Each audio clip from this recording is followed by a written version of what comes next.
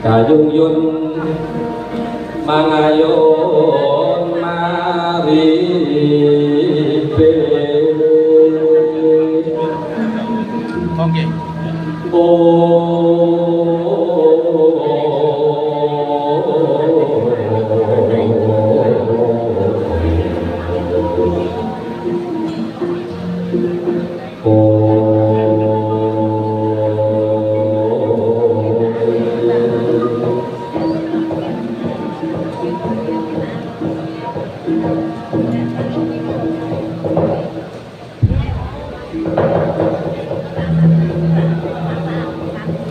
Lamun siro ang guru kaki Abilio manungsa kang nyata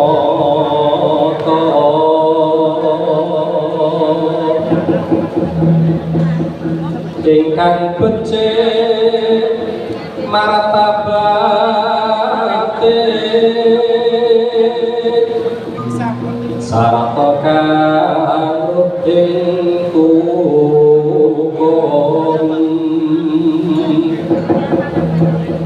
kang ibadah lan kang rani syukuran wong tapa ingkang wis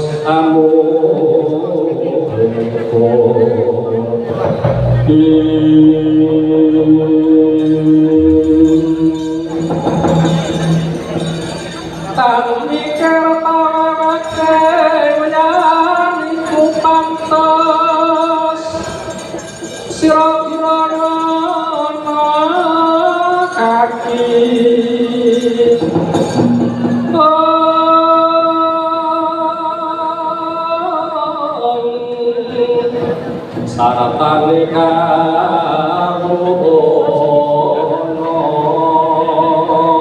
sarane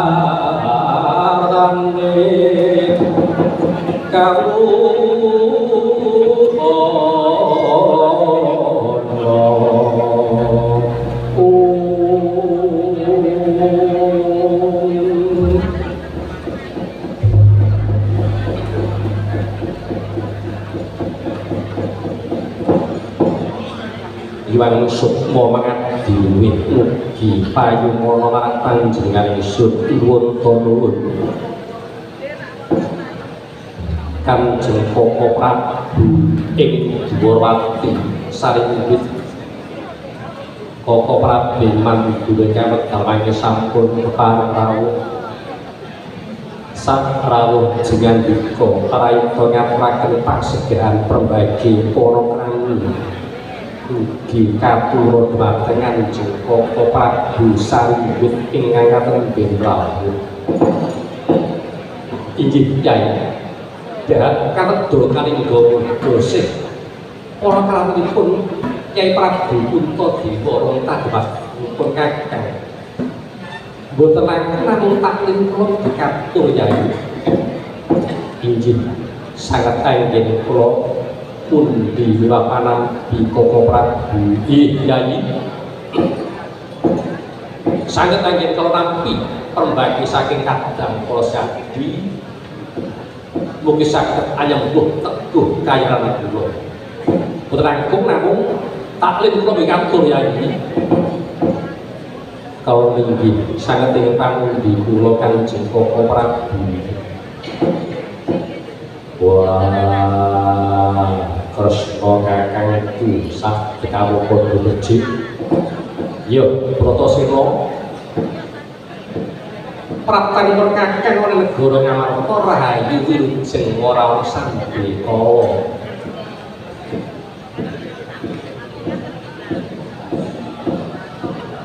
Marang jeneng sira kakangku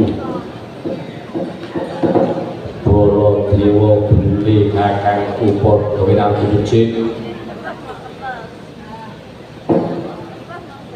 Baladewa bule kakangku apa winantu karajan.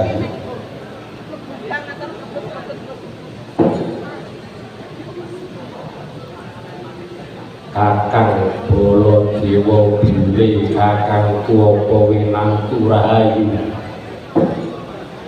Koko Prabu, apa ya? Dipun bagiaken dening Kyai Werkudara kok kendel iki mawon. Ya, pancen aku krungune ora tak dadake. Lho, sababipun tembunge Kyai Werkudara nyonyok marang rasa. Coba to. Baladewa iki mau akeh jenenge. Kusuma Wali kita jenengku, Kakrasana jenengku. Balayuda jenengku, Wasih Jaladara jenengku, Arifin Purwacarita ya jenengku lho coba. Jeneng samurai apik kok. Nganggo tembung sing ora kaki coba. Werkudara Kresna kakangku apa sukneh bagekne Koko Prabu aja nganti nganggo tembung bule ya. Sebab bule iku nganggo sirikane Kyai Koko Prabu Baladewa. Aja nganti kowe nganggo tembung bule. Ayolah malah kowe bolak-balik. Alah yo Kyai Werkudara kabeh mung kanggo ngraketake seperti katakan ing antarane Pandura lan Jodipati Kyai. Wah, yo lapang kakang yo iki malah jerapang kok malah. Kanjeng Koko Prabu saralipun wonten negari Ngamarta Koko Prabu kalih winantu karahaya Kyai Permadi antut panujiya. Kyai Janaka itu panujiku sawet ora ana alam sujaba.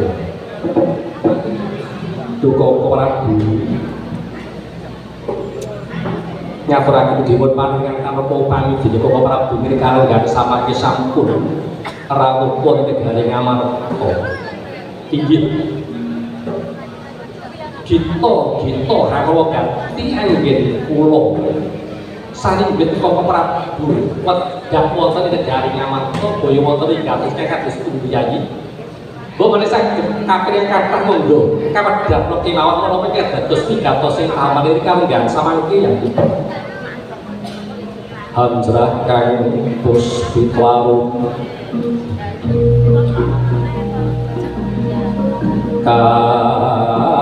kasiring samirana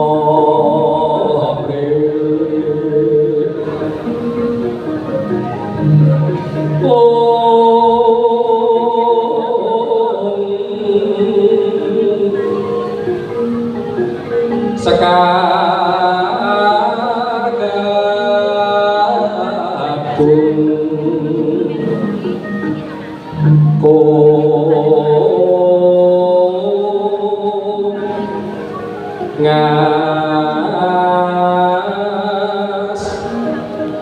gandayo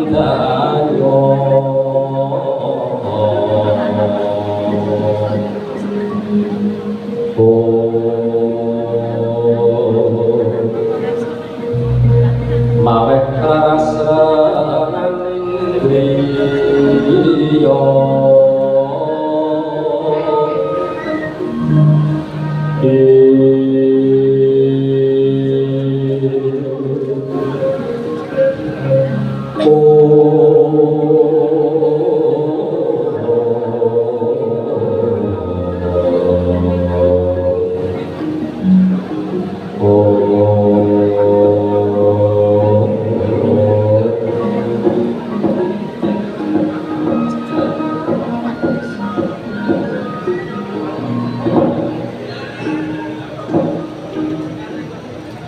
Kanjeng Koko Prabu.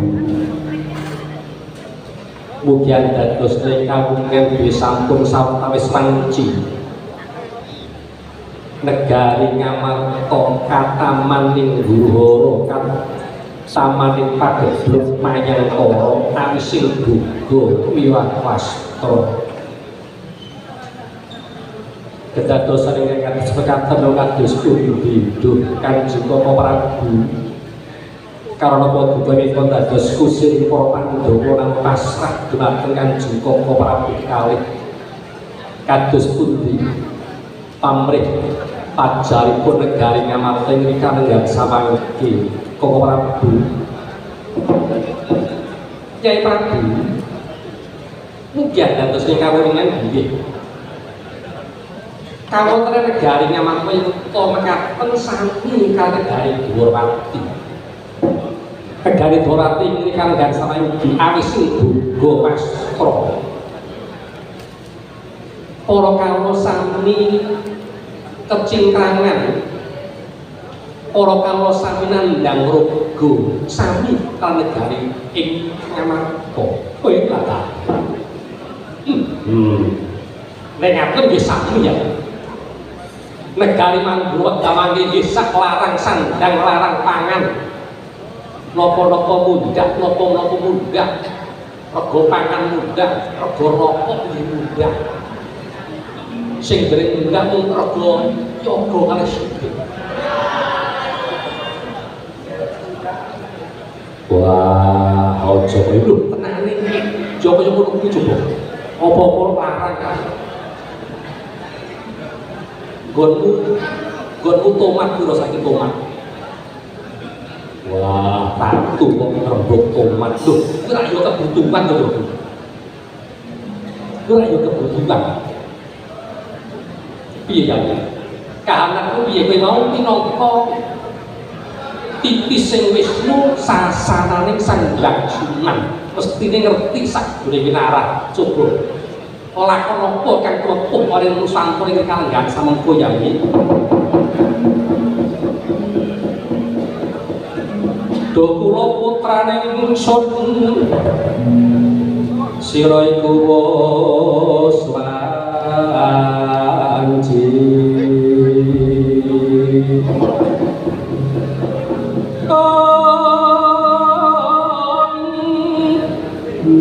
Pisah lawan cemange mang yo kuline ati becek sira neng praja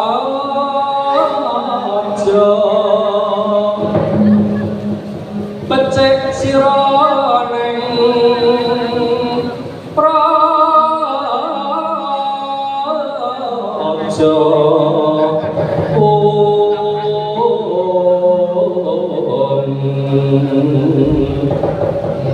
Switing Narapati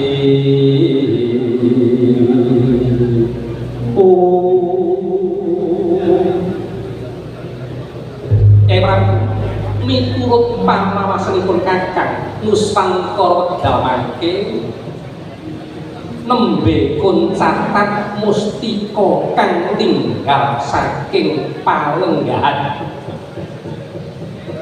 Napa ta wujuding mustika ingkang tinggal saking palenggahan monggo dipun penggalih, monggo dipun ubi menapa ingkang badhe kedados Sang Nyai. Permara rayos monggo nambreng katika konaring kasmasen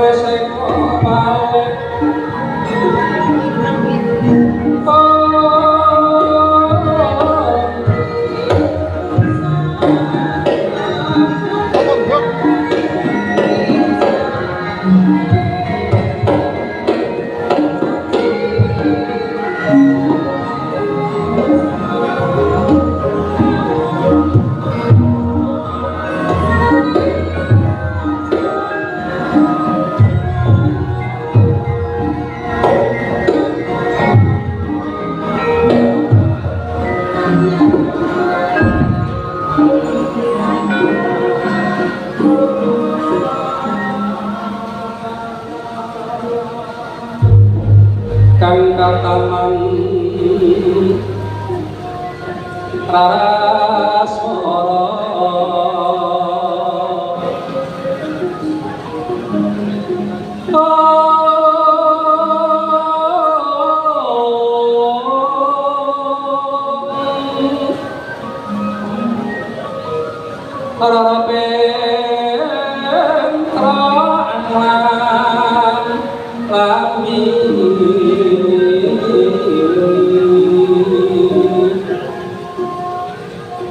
parang tumameng tilaro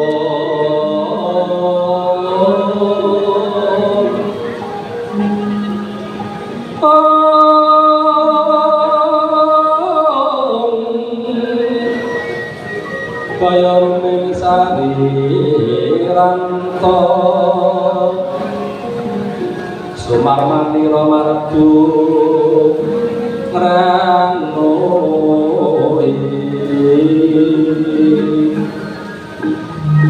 Duh mas mirasangku sumo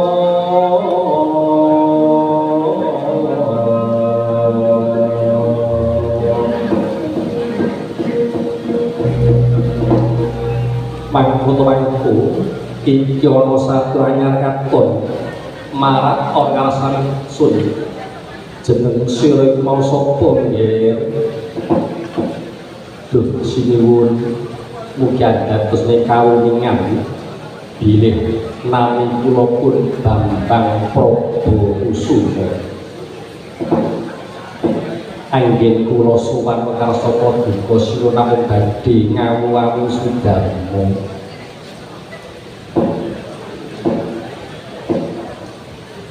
wah iki ana bocah anyar katon neng kok ditutuke karo bono awan semar injih loro sakniki bos kula enggal niki wah Kakang Semar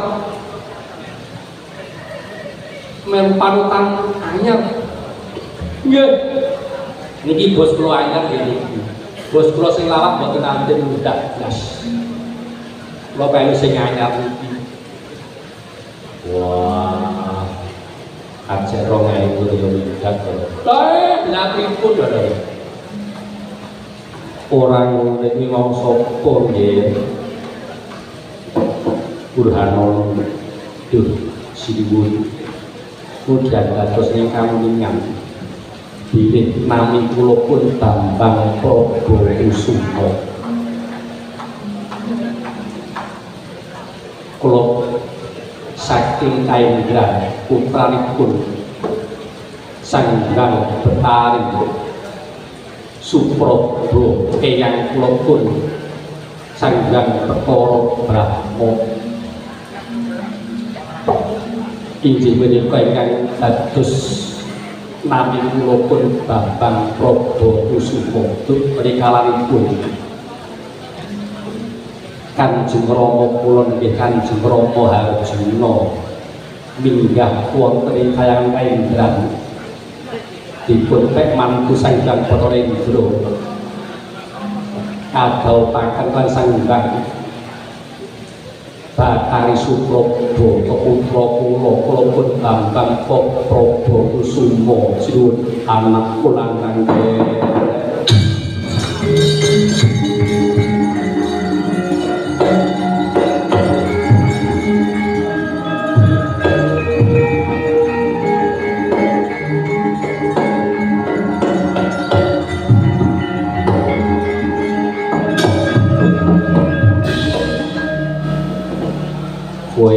anak ibu Batari Surabaya injil Kanjeng Rama anggen kula sowan iki namung badhe ngawi-awi sudara iya aku dipangah panggoran Benarjo Janaka kok petang temen anggon ngaku-ngaku mundur bisa ya ibu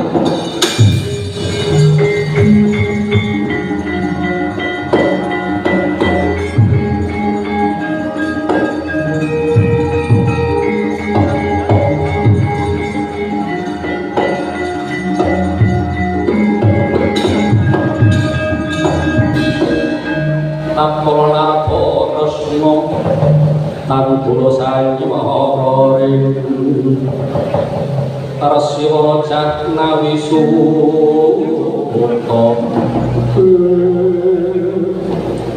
Dampang Prabu Kusuma wonten pangendika ingkang dawuh tepungna wae aku rata Indrawati Prabu Sri Bathara Kresna ora gampang kowe ngaku sudah manah Janaka ring jagat mesti karing dawana apa kang kanggo titi alamuta kowe anak Janaka kula putra Sanggang Betari Supraba dene kang yang sang Bathara Indra dipun paringi pusaka kalih inggih menika wujudipun panah Kyai Bramasta liwat teken gading puluh gading ingkang juga dados titianipun nanging tekan kowe negara Ngamarta barengi petenge negara Ngamarta kowe tak daku anak Janaka kowe tak daku Kurawa ing negara Ngamarta ning lamun kowe bisa madhang lakon ing negara Ngamarta dina samengko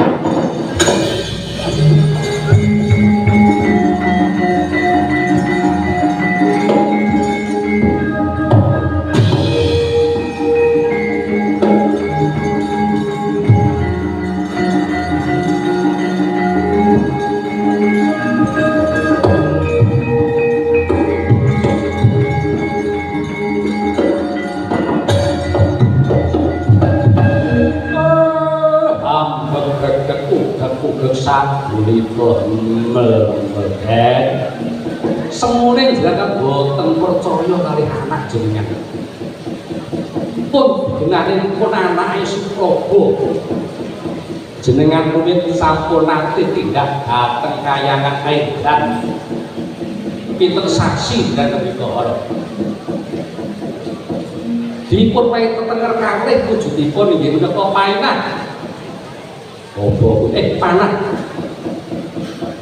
panah Kyai Bramasta kalian teken puluh gading tandha yekti niku anak Janaka kok tesih boten kurang percaya napa jeneng tes DNA niku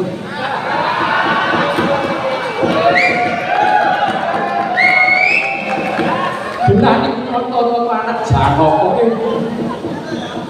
dados tiyang iki mbok aja kaya ngono ya durune aja kaya ngono wonten tetembungan ora kabeh wong pinter iku mau bener ora kabeh wong bener iku mau pinter ning akeh wong sing pinter ning ora bener akeh wong bener najan ora pinter becik dadi wong bener najan ora pinter nanging sing apik menika dadi wong pinter sing bener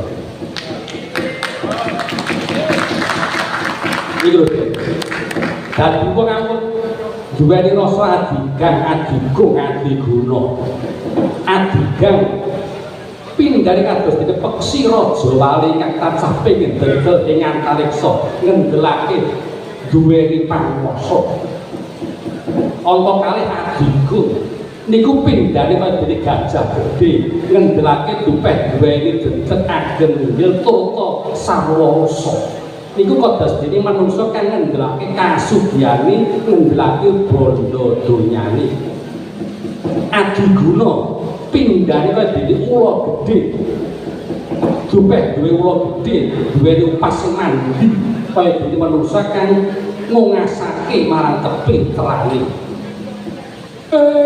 lah kok sampeyan kaya ngoten niku sampeyan rumiyin dateng kayangan Aedan ngemis-ngemis rasa tresna dateng Bathari Supraba jenengan kepanggih Ndara Supraba terus kadung tresna gitu bareng ketemu terus sampeyan ngomong imbang ana kados kang kula banjur dipun imbang terus tindakan sambung tresna wanci dalu sambung wanci dalu ana ing gubuk asmara lho nggih mboten Lah kok sampean saiki lali janjine? Cobi, apa mergo gara-gara cewek gaul? Wah, lopo. Kabeh lagu diomong. Ya, nyatanipun ngaten lho ya. Kula kandhani nggih, dados tiyang niku keneng seneng golek wibawa. Tiyang saniki niku seneng golek wibawa ning sejatine ora duwe kawibawan. Pinter guneman ning sejatine tanpa kanyatan. Kaulane mungkin ancik-ancik golek kamulyan lali yang duwe kewajiban ngayomi rusa bangsane. Hukum ora diuton julung prang prajunipun lakune hukum wis penceng sopat dekadet mergo banci ndembang siladan. Kathah kawula dadi korban rusake pangadilan kamangka jejeg doyone negara niku dumunung ana jejeg bakune hukum sing santosa kinarya pikukuh jati ning bebener. Lah sakniki mboten. Sakniki niku ketuwunge wis layu mergo pranatanipun wis remuk-rempuh ucape pangarep boten kena digugu. Jenenge arep nuruti nafsu boten wigih boten mangu-mangu ninger pranatan negara sing baku nerak hukum sinar tata utamane laku pamrih bisa urip mubrah-mubruh mula nyolong bondo negara ora dianggep saru nek dielingke ngajak adu tutuke pecucah-pecucu mangan bondo negara malingan nganti wetenge mlebu bareng konangan hukum 15 tahun 5 sasi wis metu tapi to panjenengan kenging mangu-mangu dumateng anak panjenengan si Prabu Kusuma nanging Semar ingkang badhe nyamawati Prabu Kusuma tartamtu caket badhe madangaken lakon wonten Garing Ngamarta.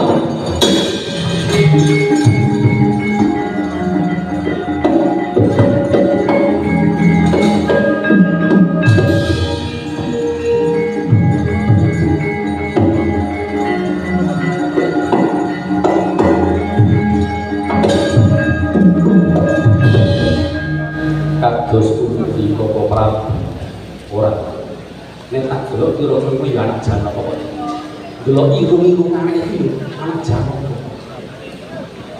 delok demiadeke kuwi anak Janaka benar anak Janaka Bapak Prabu monggo kita pasrah dhateng ngarsane Gusti Kang Wagu lan tosi Prabu Kusuma menika lawuh nyata anak Janaka tartamtu Prabu Kusuma badhe saged majaraken lakon wonten Garing Ngamarta ingkang kalenggar samangke nembe ketamaning ribet yo yayi ayo awake dhewe tansah nuwun marang Gusti pasrah marang Gusti muga-muga Gusti paring pangadilan kanthi sarana mudune si Bambang Prabu Kusuma gawe ayem tentreming negara Ngamarta lan Gawawati kang samadura ya inggih.